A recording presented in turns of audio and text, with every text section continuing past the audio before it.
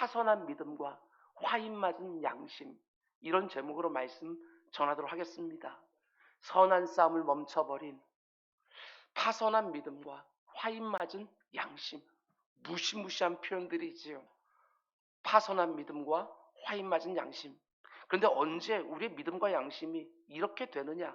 그것은 마땅히 싸워야 되는 선한 싸움을 멈춰버렸을 때에 이렇게 두려운 일들이 여러분과 저에게 나타난다.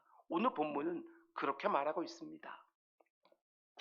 지난 시간에 우리가 묵상했던 15절부터 17절까지의 말씀을 보면 하나님의 영광의 복음이 여러분과 저의 삶에 어떤 변화를 가져오는가 하는 것을 사도 바울이 자기 자신을 예로 들어서 간증이란 형태로 보여주는 너무나도 귀한 본문이었습니다.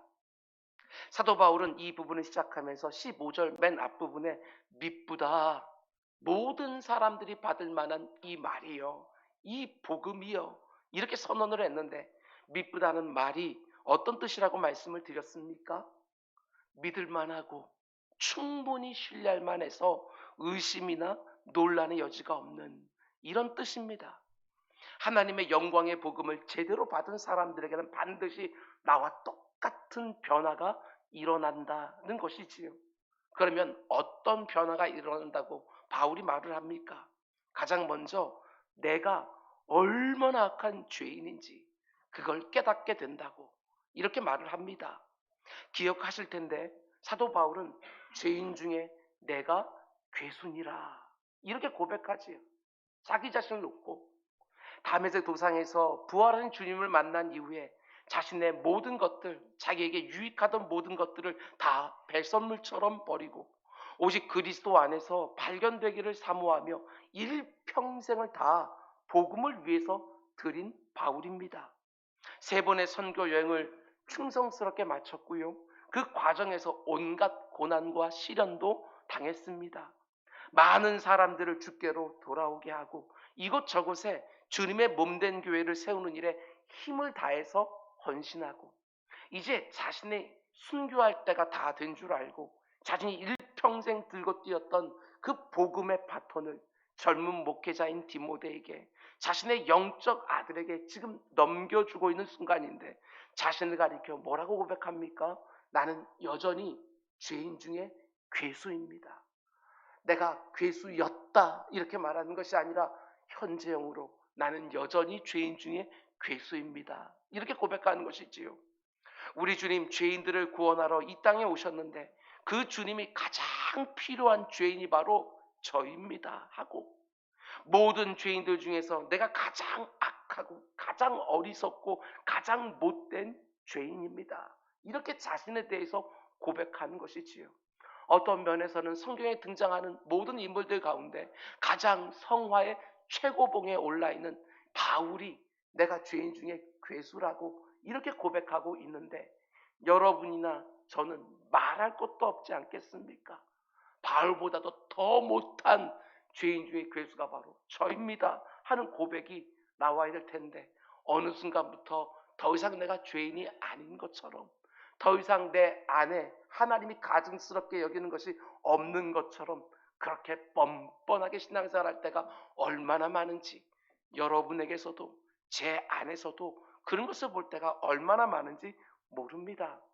바울은 말하지요. 충성되지 못한 나를 하나님께서 충성스럽다고 여겨주셨노라고. 그러면서 그 영광스러운 직분까지 맡겨주셨다고. 그 직분만 맡겨주시고 잘해봐라 이런 것이 아니라 그것을 감당할 수 있도록 시마다 때마다 은혜를 부어주셨다고. 나의 나된 것은 다 하나님의 은혜라 이렇게 고백하고 있는 것이지요. 왜 바울이 자신을 죄인 중에 괴수라고 말을 하기 이유가 뭐겠습니까? 다른 것이 아닙니다.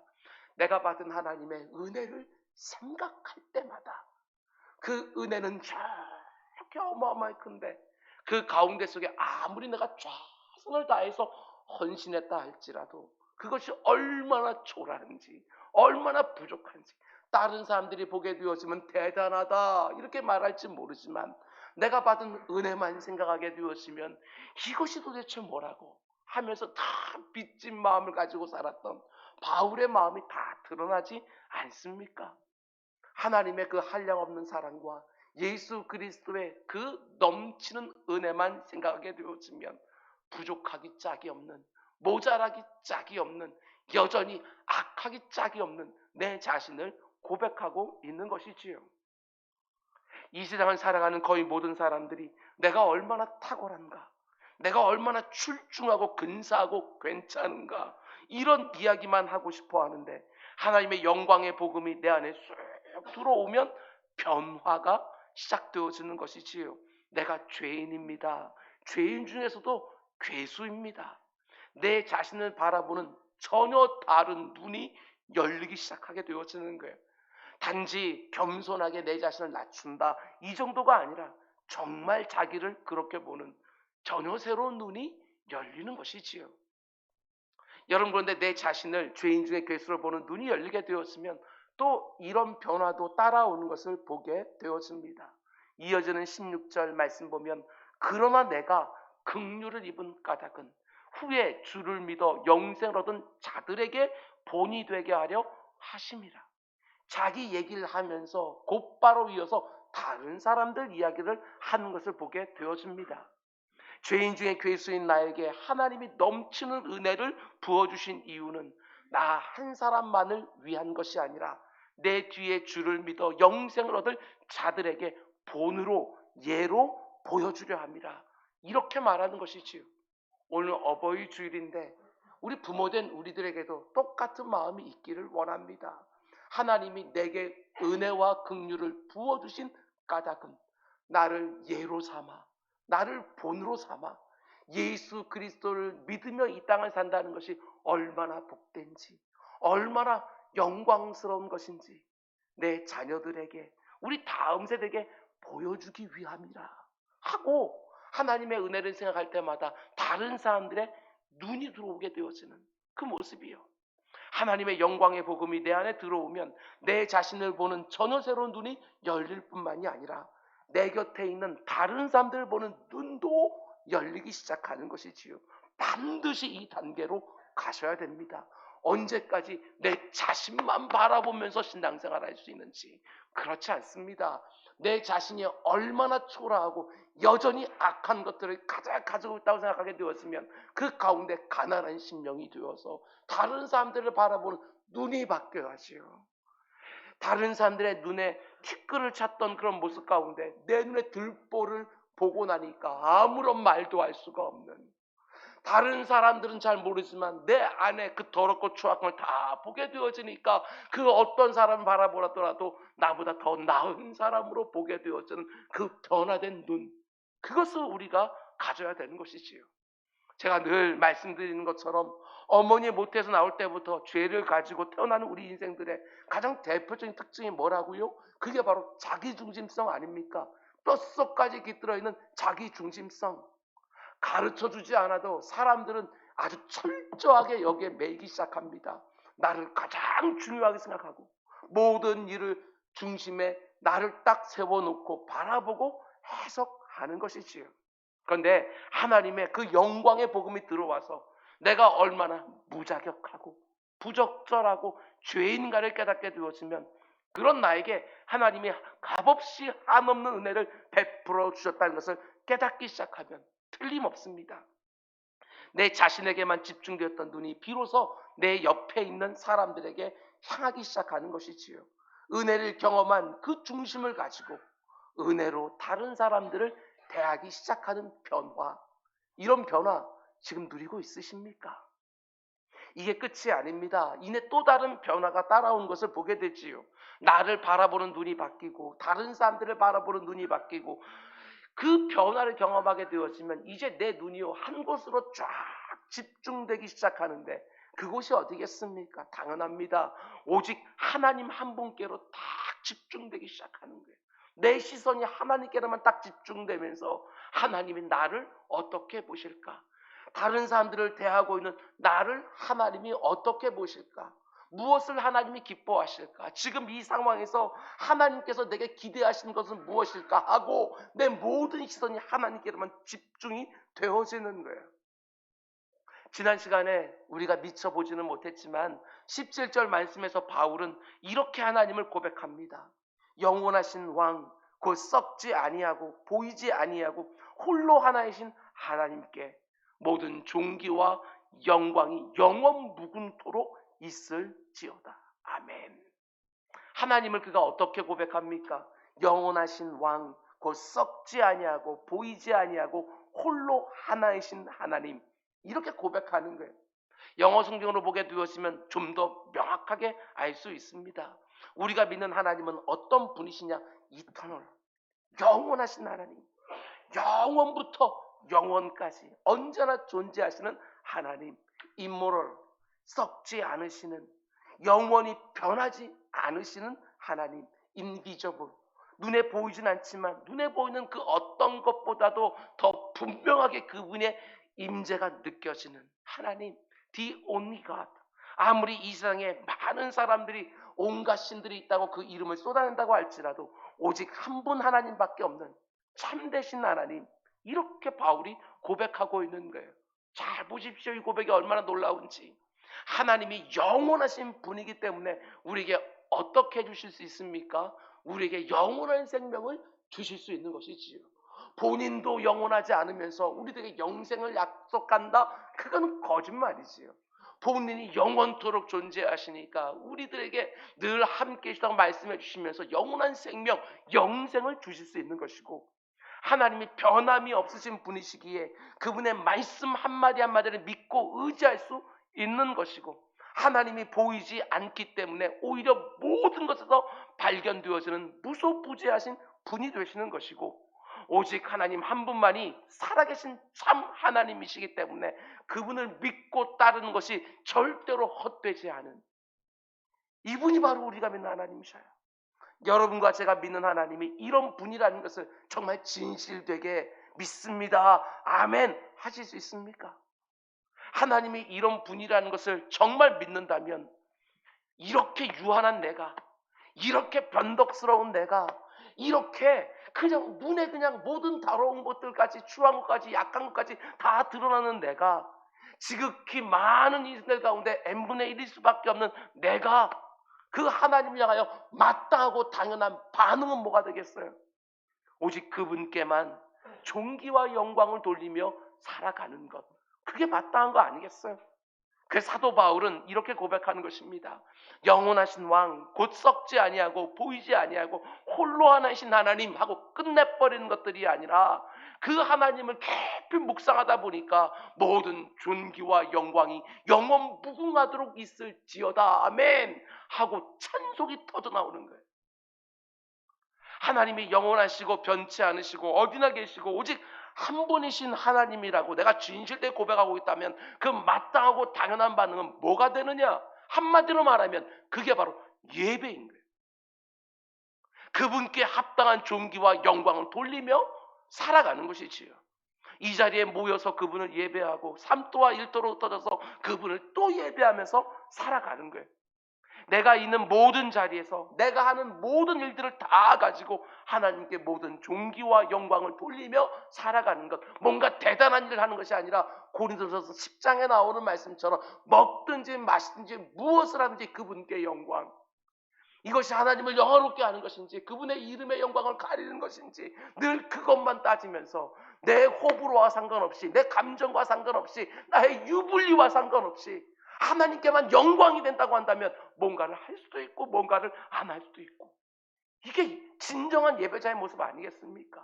아니, 하나님에 대한 눈이 활짝 열렸는데 그 하나님만이 영원하시고 변함없으시고 어디나 계시고 오직 한 분 하나님이라고 고백하고 있는데 그분을 높이고 그분을 경배하고 그분을 찬양하고 그분의 말씀을 경청하고 그분께 기도하는 그 예배만큼 여러분과 저에게 더 중요하고 우선시되는 게 또 어디 있겠냐고요. 내가 하나님이 이런 분이라고 고백을 하면서도 그분을 진실되게 예배하지 않는다? 그러면 그 고백이 진실하다고 어떻게 말할 수 있겠는가? 우리가 이 세상을 살아가면서 참 많은 일들을 해야 되는 것은 틀림없는 사실이지만 여러분, 하나님을 예배하는 것보다 더 영광스러운 일은 우리에게 없어요. 우리의 찬양과 우리의 감사와 우리의 헌신과 우리의 모든 감격을 다 드려도 부족할 수밖에 없는 그 한 분 하나님께 예배하는 것이야말로 우리가 이 땅에서 경험하는 최고의 영광이지요. 하나님 한 분만이 나의 모든 경배와 높임을 받으시기에 합당합니다 하고 고백하는 현장이 바로 예배 자리 아니겠어요? 얼마나 많은 사람들이 어리석게도 내 상황이 좀 수월하면, 내가 요즘 경험하는 것이 평안이요, 성공이요, 성취요, 부흥이요, 이럴 때는 하나님을 전신되게 예배하는 것 같다 할지라도 내 마음 가운데 속에 뭔가 의문이 생기기 시작하고 내 삶 가운데 내가 원치 않은 어떤 일들이 벌어지기 시작하고 내가 땀 흘려 수고한 것보다 더 적은 것을 얻었다고 생각하는 그렇게 되어지면 하나님 앞에 예배할 수 없는 것처럼 생각할 때가 얼마나 많이 있는지. 아닙니다. 분명히 못 박아 놓으시기 바랍니다. 내 상황이 어떠하든지 내 감정이 어떠하든지 하나님은 모든 영광 받기에 합당하신 분, 이걸 딱 못 박아 놓고 나의 미련함을 불쌍히 여겨달라고, 나의 믿음 없음을 긍휼히 여겨달라고 하나님 앞에 나와서 간구하는 것이 우리 피조물의 마땅한 반응이지. 내 형편에 따라 하나님을 예배하기도 하고 하나님께 원망과 불평을 쏟아놓기도 하고 정말 그렇게 충분히 할 수 있는 어떤 형편이 있다 할지라도 그 마음을 꽉 다잡아서 예배 자리에 나와 내 모든 것을 굴복시키는 모습들이 진정한 예배자의 모습 아니겠냐는 거예요. 잊지 마십시오. 하나님은 그 어떤 상황 속에서 나의 하나님이시고 나의 모든 존귀와 영광을 받으시기에 합당하신 분, 이거 새겨놓고 살아가는 것입니다. 우리가 찬양하는 것처럼 나는 예배할 때가 가장 행복하다고, 모든 영광과 존귀와 찬양은 오직 하나님께만 합당하다고, 만입이 내게 있으면 그 입 다 가지고 내 구주 주신 은총을 늘 찬송하며 살겠다고, 나는 하나님을 예배하는 예배자라고, 예배 드림이 나의 기쁨이 된다고 늘 고백하며 살아가는 진실한 예배자가 여러분과 제가 꼭 될 수 있기를 주님의 이름으로 축원을 드립니다.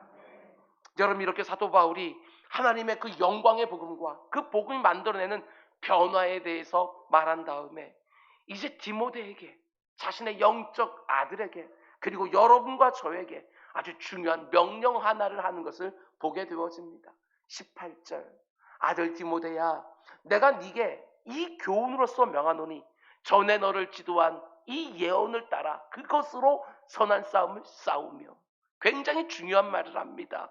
네가 받은 교훈으로, 네가 받은 복음으로, 네가 지금까지 받았던 진리의 말씀으로, 네가 지금까지 들었던 그 모든 선포된 말씀으로 선한 싸움을 싸우라, 이렇게 말을 합니다.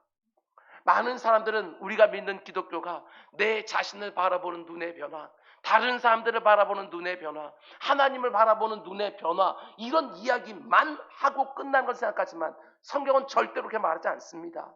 성경은 우리가 그런 변화를 경험한 다음에 아직도 싸움이 남아있다, 이렇게 말하는 거예요. 내가 예수 그리스도를 인격적으로 만나고 복음이 가져다주는 그 복됨과 영화로움을 깨닫기 시작하면 내 자신을 바라보는 눈이 바뀌는 것 틀림없고, 다른 사람들 바라보는 눈이 바뀌는 것이 틀림이 없고, 오직 하나님께만 모든 시선을 맞추는 것 틀림이 없지만 그것으로 우리 신앙이 끝나는 것이 아니라는 것입니다. 여전히 싸워야 될 싸움이 남아있다. 선한 싸움을 싸우라, 이 명령을 우리가 받고 있는 거예요.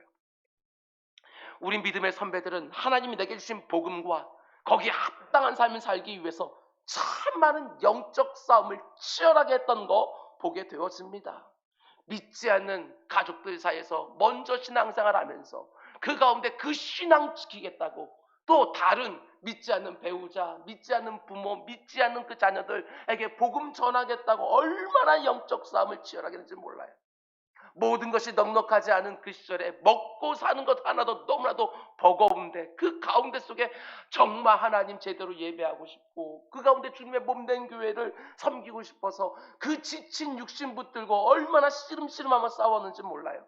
정말 산에 올라가서 나무를 붙잡고서 뿌리가 뽑힐 때까지 밤이 새도록, 그것도 하루 종일 지친 그 육신을 가지고 흔들어냈던 그 우리 믿음의 선배들을 우리 다 알고 있지 않습니까? 그런데 오늘날 참 많은 성도들은 마치 더 이상 싸울 싸움이 없는 것처럼, 그렇게 사는 것은 아닌가, 이런 생각이 들 때가 정말 있습니다. 저도 예외는 아닙니다. 저희 원로 목사님과 원로 사모님이 목회하면서 싸웠던 그 치열했던 그 현장 생각하고 옆에서 잘 보았는데 저는 그 정도 싸움 안 하고 있거든요. 그럼에도 불구하고 뭐가 이렇게 힘이 들고 어렵다고 늘 마음 가운데 탄식이 있는지 그런 것을 볼 때마다 부끄럽기 짝이 없지요. 그런 것 같습니다. 우리 믿음의 선배들과 우리들의 모습 보게 되어지면 전투력이 너무나도 약해졌다, 이런 모습이 될 때가 참 많이 있어요. 예수를 믿고 나서 편안하고 행복하고 원한이 다 이루어지고 다 잘 되는 그런 것만 딱 붙들고 신앙생활을 하려고 하는 것은 아닌지, 우리의 삶에 여전히 싸워야 되는 싸움이 남아있다는 사실을 자꾸 간구하는 것처럼 보일 때가 너무나 많이 있는 거예요. 교회에 와서 그저 듣기 좋은 말, 위로하는 말, 힘을 얻는 말만 듣고 싶어 하는 것이지요. 영적 싸움이니 훈련이니 충성이니 헌신이니 이런 말들은 별로 듣고 싶어 하지를 않는 우리들의 모습 말입니다. 그렇지 않습니다. 절대로 그러면 안 됩니다. 복음을 받고 난 다음에 계속해서 싸워야 되는 싸움이 여전히 남아있는 거예요. 복음을 받고 구원받고 천국 가게 되었으니까 이제 다 끝났다, 이게 아니라는 것입니다. 아직도 내가 싸워야 되는 치열한 전장터들이 얼마나 내 삶의 영역 가운데 많은지 그걸 보셔야 되는 거예요. 근데 여러분, 어떤 싸움이라고 말합니까? 이분도 잘 보셔야 돼요. 선한 싸움이라고 말합니다. 우린 예수 믿지 않을 때도 악한 싸움들에 얼마나 능한 사람이었는지 모릅니다. 그런데 예수 그리스도를 믿은 다음에 더 이상 악한 싸움이 아니라 이제는 선한 싸움을 해야 된다고 말하는 것이지요. 복음을 받고 구원받은 성도들이 반드시 수행해야 되는 선한 싸움이 있다, 이렇게 말하는 거예요. 내가 예수를 알지 못할 때 가지고 있었던 이런저런 세속적인 욕망들과 끝없이 싸워야 되는 것이고, 이만하면 됐다 이게 아니고 끊임없이 내 안에서 고개를 들고 있는 이 욕망과 싸워야 되는 것이고, 내가 원하는 것을 남이야 어찌 되든지 어떻게든 관청시키려고 하는 그 고집스러운 마음과 끊임없이 싸워야 되는 것이고, 하나님 한 분에게만 영광을 돌려야 하는데 나를 영화롭게 하고 싶어하는 그 어리석음과 끊임없이 싸워야 되는 것이고, 구원받은 다음에 마땅히 싸워야 되는 선한 싸움들이 여전히 수두룩하게 남아있는 거예요. 내 곁에 있는 사람들을 복되게 하고 하나님이 내게 허락하신 가정과 일터와 교회에 덕이 되고 싶어서 내 자신을 내려놓고 깨뜨리고 계속해서 자기를 부인하는 그 치열한 선한 싸움들이 우리에게 너무나도 많이 남아있는 거예요. 죽을 때까지. 날마다 악한 사단 마귀가 이 세상 질서와 가치를 가지고 나를 끊임없이 미혹하고 공격하고 있는데 싸우기를 멈추신 분이 계십니까? 절대로 멈춰서는 안 됩니다. 내 앞에 골리앗처럼 딱 버티고 있는 현실이라는 문제를 믿음이라는 무기를 가지고 싸우고, 내 앞에 여리고성처럼 딱 버티고 있는 세상이라는 대적을 말씀이라는 무기를 가지고 계속해서 싸워가야 되는 거예요. 내 일평생을 다 들여 성화의 과정을 걸어가는 것들이지, 마치 내가 성화의 과정을 다 끝낸 사람처럼 싸움을 중단하면 절대로 안 된다는 것입니다. 이렇게 말을 안 듣는 내 몸, 내 감정 멍이 들도록 때려가면서 내가 받은 그 구원의 그 아름다움과 영화로움을 이 생에 온전히 드러내고 싶어서 계속해서 선한 싸움의 전장을 넓혀가는 거예요. 신앙생활을 하면 할수록, 더 성숙하면 성숙할수록, 신앙생활이 정말 하나님께서 원하시는 대로 열린 참여할수록 그 가운데 전쟁터를 계속해서 넓혀가는 것이지요. 전에는 도무지 두려워서 건들지 못하던 그 부분까지도 하나님이 내게 주신 은혜가 크면 클수록 그 가운데 그것도 들추어서 한번 싸워보자고, 그리고 몰아내는 그 영적 싸움, 그 선한 싸움들이 우리 계속해서 있어야 되는 거예요. 물론 결정적인 싸움은 우리 주님이 이미 내 대신 다 싸워주셨지만 여전히 나에게 남겨주신 영적 싸움이 있는 줄 알고, 내 안에 있는 못된 습관들과 탐심과 자기자랑과 음란과 계속해서 싸워가는 것입니다. 나를 순간순간 넘어뜨리는 그 해묵은 쓴뿌리들을 뽑아내기 위하여 정말 사력을 다해서 싸워야 되는 게 어쩔 수 없다, 절대로 그렇지 않습니다. 이런 생각을 지울 수가 없습니다. 오늘날 교회들이 왜 이렇게 소금과 빛의 역할을 감당하지는 못할까? 다른 이유가 아니라 너무나 많은 성도들이 싸우기를 멈춰버렸다. 선한 싸움을 싸워야만 되는데 싸우기를 멈추고 그냥 좋은 게 좋은 것인 것처럼 반드시 싸워야 될 것들과 화친을 맺어버리는 것이죠. 하나님이 남겨두지 말고 다 진멸하라고 명령했는데 적당히 싸워요. 뭐가 내게 이익이 될까 생각하면서. 하나님이 가나안 땅 정복 전쟁을 하게 되어지는 여호수아와 그 백성들에게 분명히 명령하셨습니다. 하나도 남겨놓지 마라.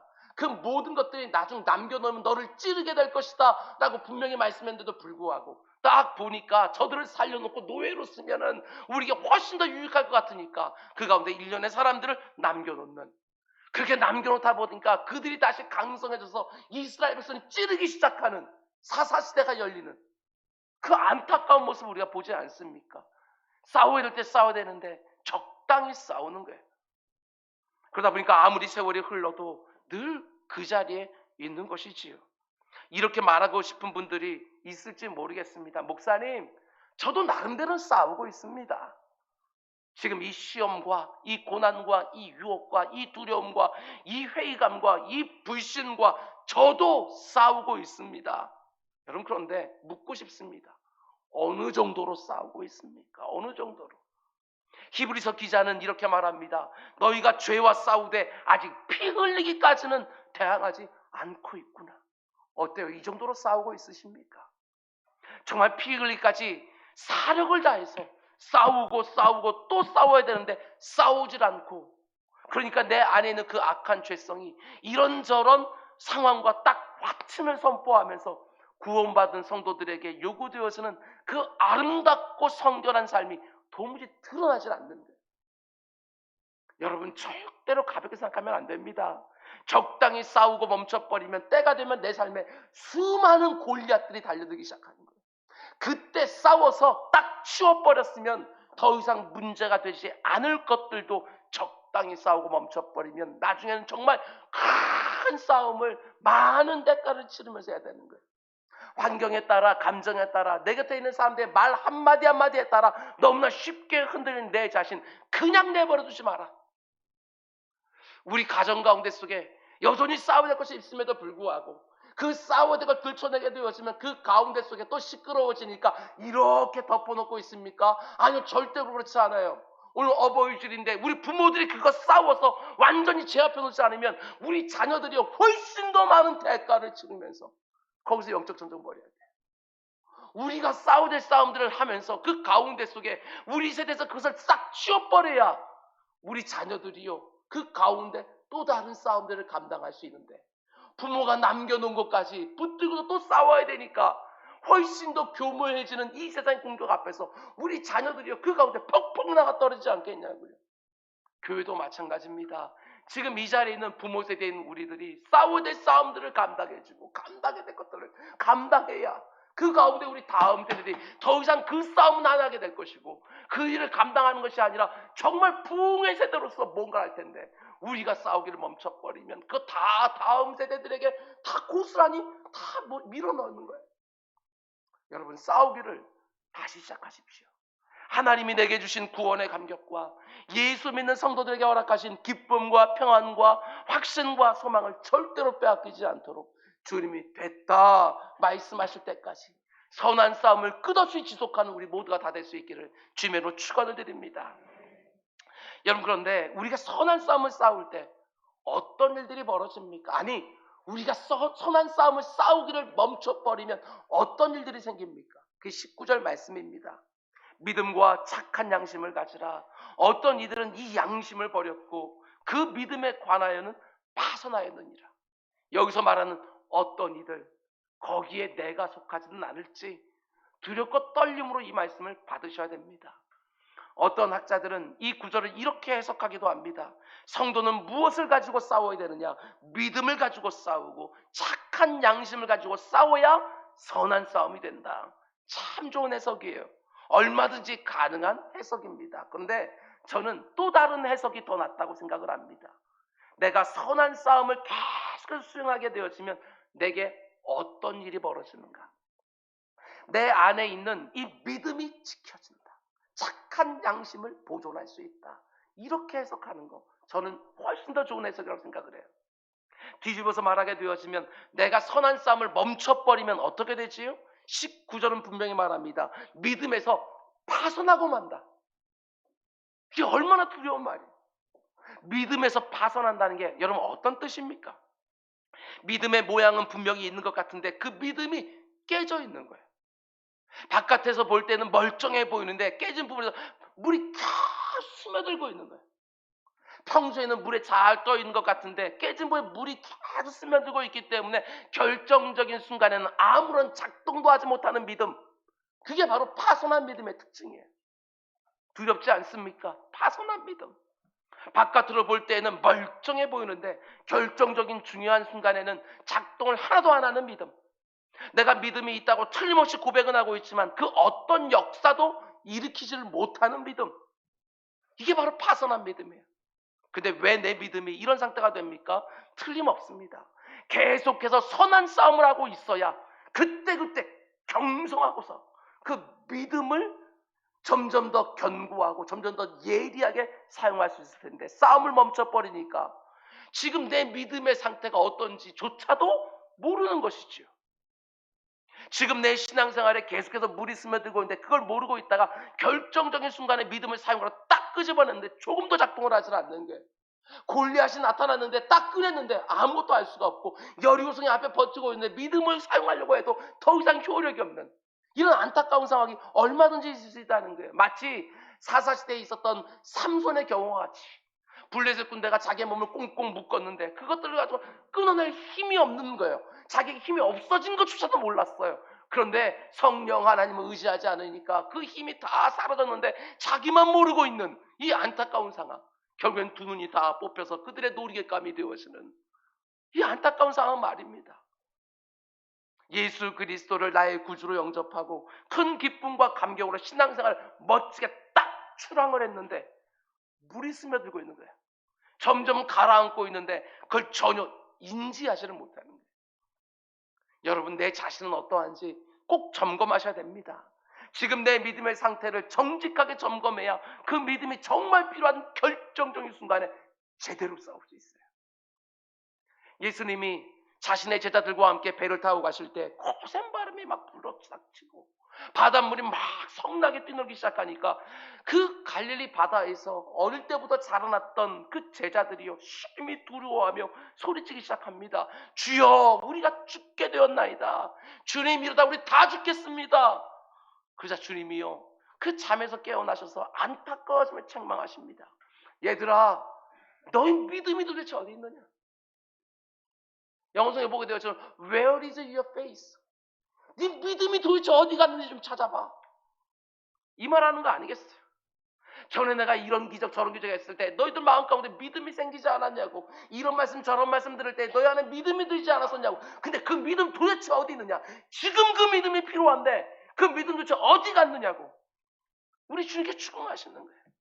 거센 바람이 불고 바닷물이 막 출렁거려서 두려움 막 밀려올 때 믿음을 딱 세워서 주님 입에 함께 계시니 나 두려움 없습니다 하고 그 믿음을 사용해야 되는데 그 결정적인 순간에 믿음이 어디론가 사라져버린 거예요. 우리 주님 오늘 이 자리에 있는 누군가에게도 말씀하지 않겠습니까? 아무개야, 네 믿음 도대체 어디 가버렸냐? 그렇게 눈물 펑펑 흘리면서 나는 어떻게 되든지 주님만 영광 받으면 된다고 그 고백했던 그 믿음 어디 갔냐고 물으시지 않겠어요? 예전에 이런 일들이 있을 때 딱 버티고 서서 넉넉히 이겨내던 그 믿음 도대체 어디로 가버렸느냐? 틀림없습니다. 선한 싸움을 계속해서 하고 있어야 내 믿음이 계속 살아서 역사하는 거예요. 싸우기를 멈춰버리면 지금 내 믿음이 어떤 상태인지조차 모르는 것이지요. 여러분, 믿음을 사용하면 사용할수록 더 견고해지고 예리해진다는 거 꼭 기억하시기 바랍니다. 계속해서 선한 싸움을 싸우고 있어야 내 믿음이 더 견고해지고 더 예리해지고 필요할 때마다 딱딱 꺼내서 예기치 못한 상황에도 적용하고 내 감정이 흔들릴 때도 적용하고 내 곁에 있는 사람들까지도 딱 하고 견고하게 붙들어줄 수 있지 않겠습니까? 파손한 믿음을 가지고는 결정적인 순간에 나도 못 살리고 내 곁에 있는 사랑하는 사람들도 못 살리는 거예요. 함께 물에 빠져들어가는 거예요. 악한 사단마귀와 이 세상이 내 사랑하는 사람들 안으로 막 밀려 들어오고 있는데 파선한 믿음 가지고 도대체 뭘 하겠습니까? 사도 요한은 분명히 말합니다. 요한일서 5장 4절. 무릇 하나님께로부터 난 자마다 세상을 이기느니라. 세상을 이기는 승리는 이것이니 우리의 믿음이니라. 믿음이 없이는 세상을 이길 수가 없는데 믿음이 파손되어 있습니다. 깨져 있는 것이지요. 물이 스며들고 있는 거예요. 믿음을 사용해서 이 세상의 방식과 논리를 극복해내고 분별해내고 이겨내야 되는데 믿음이 파손되어 있으니까 그냥 물속으로 빠져들어가는 것이지요. 그러면서도 늘 내 입에 붙어있는 그 말을 앵무새처럼 합니다. 아, 하나님이 살아계신 게 맞나? 하나님이 나를 사랑하시는 게 맞나? 내 믿음은 점검하지 아니하고 내가 예상치 못한 어떤 어려움을 만나게 되었으면 하나님이 살아계시냐? 하나님의 존재를 의심하기 시작하고 하나님 나를 사랑하시는 게 맞냐? 그분의 사랑을 의심하기 시작하는, 그러면서 또 영적 침체에 빠지고 또 흔들리는, 혹은 이 세상은 너무너무 강하고 나는 너무너무 약하고 이런 말만 되풀이하면서 나의 믿음 없음을 끝없이 합리화하는 것으로 그냥 끝내버릴 때가 얼마나 많은지. 아닙니다. 평소에 선한 싸움들을 감당하면서 믿음을 늘 사용하면 사용할수록 내 믿음이 지켜지고 보존되고 더해지면서 결정적인 순간에 믿음의 역사, 믿음의 이김을 경험하게 될 터인데 평소에 선한 싸움을 하지 않으니까 내 믿음 안에 이런저런 불순물들이 계속해서 마음 놓고 막 들어오는 이런 경우도 있지 않습니까? 하나님 향한 믿음을 주일날 이렇게 예배드리는 이 순간에만 다시 한번 생각해 보는 것이 아니라 문제의 모든 현장에서 나를 흔드는 그 모든 공격 앞에서 내 믿음이 정말 바른지 제대로 작동하고 있는지 점검하며 어디서나 무릎을 딱 꿇고 그 가운데 주여 내게 믿음을 더하소서. 이래야 성도다운 삶을 살 텐데 마치 싸움이 다 끝난 것처럼 생각하고 그 가운데 좀 더 쉬자, 좀 더 눕자, 좀 더 졸자 하면서 내 이 믿음을 예리하게 다듬지를 못하니까 그냥 조그만 어려움이 있어서 퍽퍽 나가 떨어진 경우들이 얼마나 많은지. 여러분, 하루하루 정말 치열하게 믿음의 선한 싸움을 하면서 결정적인 순간에 그 믿음 딱 꺼내서 능히 견디고 능히 넘어서고 능히 이겨내고 나도 살리고 남도 살리는 우리 모두 다 될 수 있기를 주님의 이름으로 축원을 드립니다. 그런가 하면 선한 싸움을 우리가 지속할 텐데 또 어떤 결과가 주어진다고 말을 합니까? 계속해서 19절 말씀을 보면 착한 양심이 보존된다 이렇게 말합니다.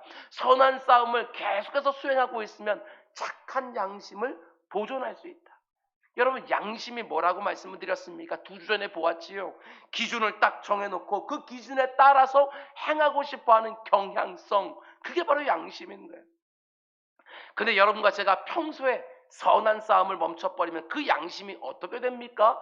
둔감해지기 시작하는 거예요. 무뎌지기 시작하는 거예요. 양심이 내 안에서 너 그렇게 살면 안 돼.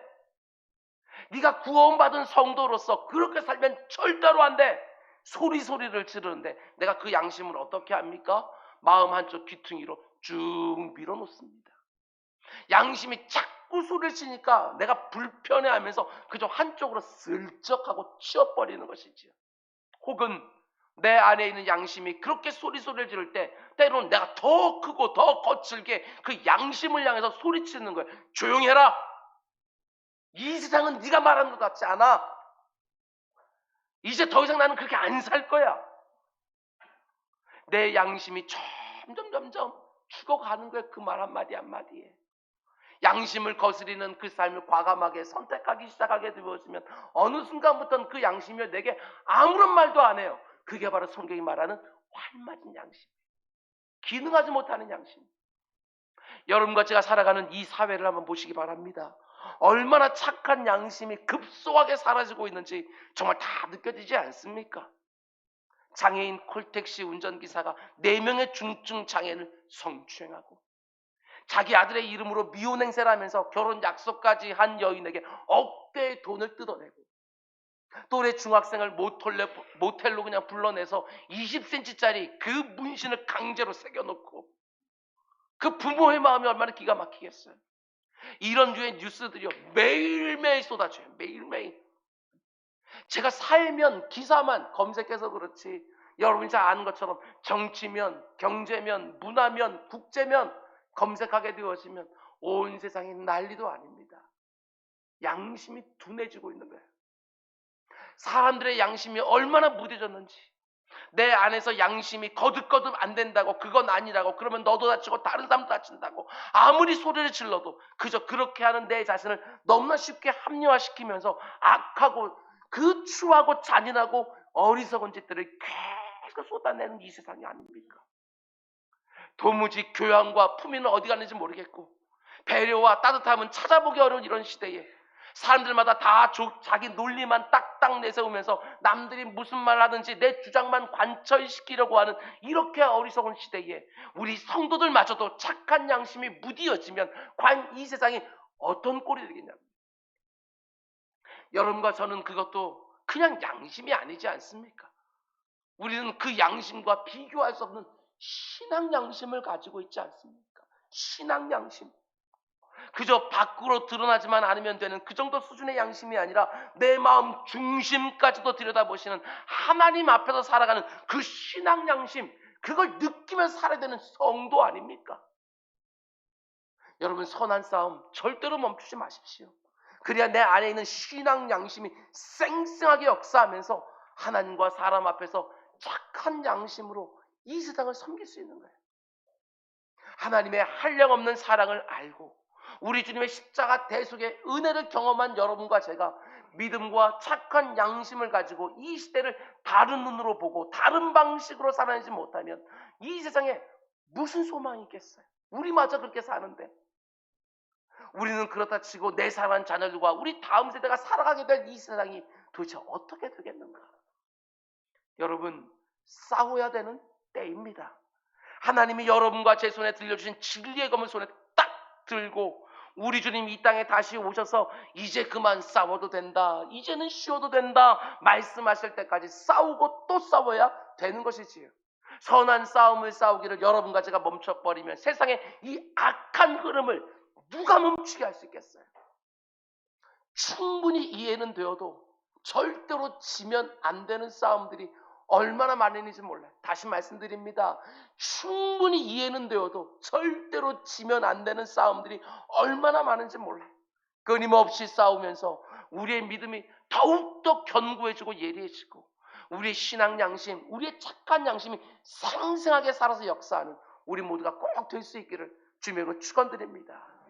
그럼 이제 마지막으로, 여러분 오늘 본문을 보면 그런데 사도 바울의 마음을 참 아프게 하는 사람들이 등장을 합니다. 지금 영적인 아들 디모데가 목회하고 있는 에베소 교회 안에 어떤 사람들이 있지요? 실명으로 거듭합니다. 실명으로 이름을 대요. 실명으로가 무슨 말입니까? 모든 에베소 교회 성도들이 다 알고 있는 영향력 있는 사람, 어쩌면 지도자였을지도 있고 어떤 직분을 맡고 있을지도 모르겠어요.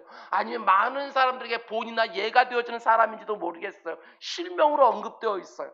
선한 싸움을 싸우는 것이 아니라 여전히 악한 싸움을 싸우고 있고, 사람을 세우고 교회를 세우는 것이 아니라 사람을 실족하게 하고 주님의 핏값을 주는 그 귀한 교회를 무너뜨린 사람들이 나오는 거예요. 19절 중간부터 20절 말씀 보면 어떤 이들은 이 양심을 버렸고 그 믿음의 관하에는 파선하였느니라. 그 가운데 후메네오와 알렉산더가 있으니 내가 사단에게 내어준 것은 그들로 훈계를 받아 신성을 더 이상 모독하지 못하게 하려 함이라. 사도 바울이 후메네오와 알렉산더라는 사람을 사단에게 내어줬다. 어떻게 이럴 수가 있나? 주의 사역자다. 어떻게든 끌어안고 회복시켜야지 어떻게 사단에게 내어줄 수가 있는가? 여러분, 이 표현은요 이렇게 해석해야 됩니다.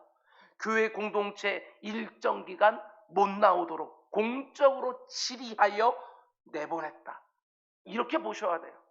아니, 사랑을 말하는 교회가 어떻게 사람을 치려 내쫓을 수가 있느냐, 이렇게 말하지만 그렇지 않습니다. 교회는 맨 처음 딱 태동되어지는 그 순간부터 진리의 순결함과 삶의 거룩함, 이 두 가지를 지키기 위하여, 진리의 순결함과 삶의 거룩함, 이 두 가지를 지키기 위해서 엄격하게 매를 들어 치리하는 사랑을 시행했어요. 사랑입니다. 사랑. 미워서 보내는 것 아니고 다른 사람들 지키기 위해서 내보내는 그 정도가 아니라 그 영혼을 위한 사랑으로서 매를 드는 것. 이게 바로 치리였어요. 하나님의 진리를 심각하게 왜곡시키고 삶으로는 교회의 거룩함과 하나됨을 깨뜨리는 자들을 치리를 통하여 진리의 순결함과 삶의 거룩함, 이 두 가지를 보존하고 그 영혼을 살리는 이 역사를 감당했던 것이지요. 그런데 후메네오와 알렉산더라는 사람이 바로 여기에 해당되어서 사도 바울이 치리를 하여 예배 공동체 바깥으로, 성도들의 사귐과 교제 바깥으로 내보낸 거예요. 여러분, 이걸 가볍게 여기시면 절대로 안 됩니다. 오늘날 교회의 치리를 가볍게 생각하는 분들이 얼마나 많은지 몰라요. 치리하는 교회도 거의 없을 뿐만 아니라 여기서 치리하면 다른 교회 가면 되니까, 그것도 버젓하게 바로 옆에 있는 교회 가도 되니까 얼마든지 이 치리를 무서워하지 않고 한번 해보라고 해요. 말하면서 치리한 걸 두려워하지 않는 거예요. 그러나 여러분, 이게 얼마나 두려운 일인지 한번 보셔요. 예배 공동체 밖으로. 그럼 이게 얼마나 무서우냐고 생각해 보세요. 성도의 그 교제와 사귐 밖으로. 저는 이게 정말 두려운 거예요. 치리를 하는 이유는 다른 데가 아닙니다. 온전히 치리를 해서 교회 내보내면서 그 가운데 속에 그 예배 공동체가 얼마나 귀한 줄을 알고, 성도의 사귐과 교제가 얼마나 귀한 줄을 알고 뉘우치고 다시 돌아오기를 원하는 그 마음이 그 가운데 담겨 있는 거 아니겠습니까? 그런데 참 안타까운 게 뭐냐, 우리가 디모데 후서를 볼 때 살펴보겠지만 거기에 이 후메네오라는 사람의 이름이 또 한 번 나와요. 치리를 받아서 생명 안으로 돌아오기를 기대하고 있었지만 성도의 사귐과 교통이 얼마나 귀하고 복된을 깨닫고 뉘우치고 다시 돌아오기를 기다렸지만 디모데 후서를 보게 되었으면 또다시 그리스도의 부활은 다 지나갔다 이렇게 말하면서 많은 성도들을 넘어뜨린 사람으로 후메네오가 또 한 번 등장하는 거예요. 후메네오가 아무리 내가 믿음이 있다고 고백을 해도 파선한 믿음에 불과하고, 아무리 내가 양심껏 행했다라고 주장을 해도 화인 맞은 양심에 불과한, 이렇게 자기 자신을 모르는 것이지요.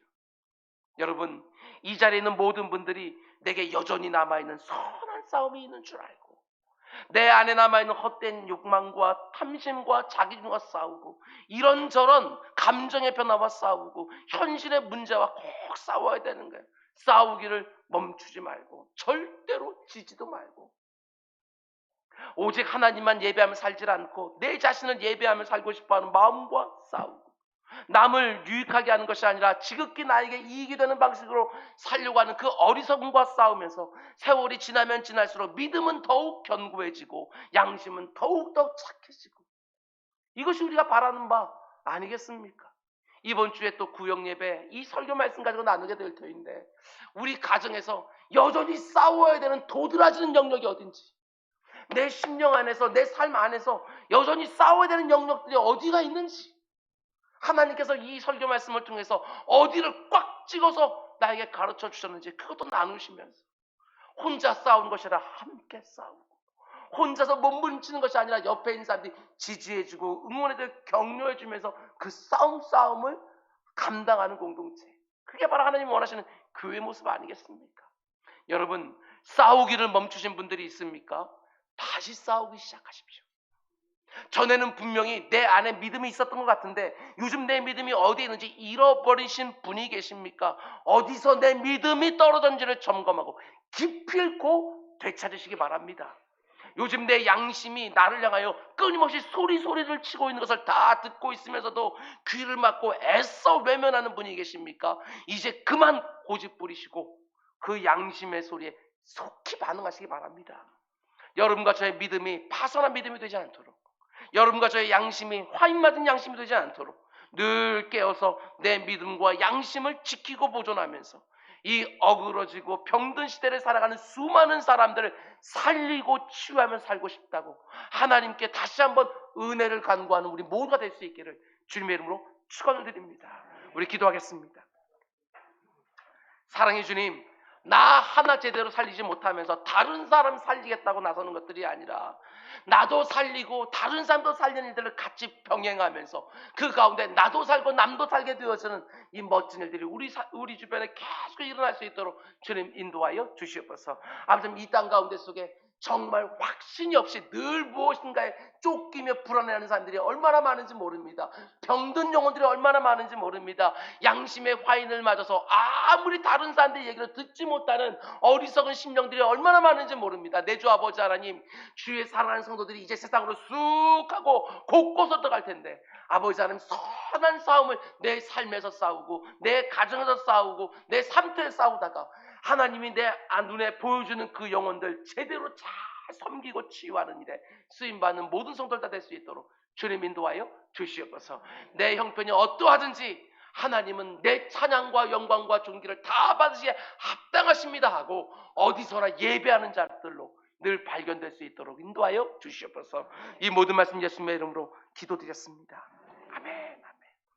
우리 말씀 생각하면서 우리 찬송가 432장 우리 함께